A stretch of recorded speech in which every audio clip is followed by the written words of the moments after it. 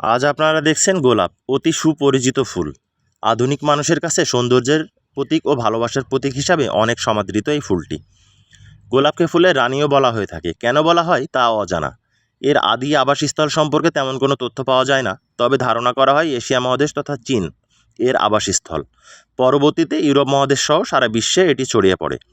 রোজাসিয়া পরিবারের এই উদ্ভিদটির ফুলের সৌন্দর্য ও সুবাসের জন্য বিশ্বজুড়ে ব্যাপক জনপ্রিয়।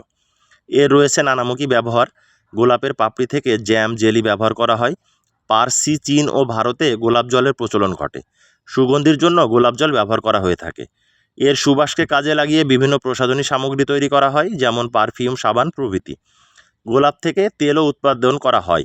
এছাড়াও গোলাপে রয়েছে ভিটামিন এ, সি ও বি3।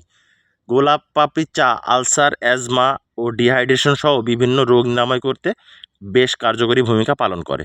সকলে ভালো থাকবেন, ধন্যবাদ।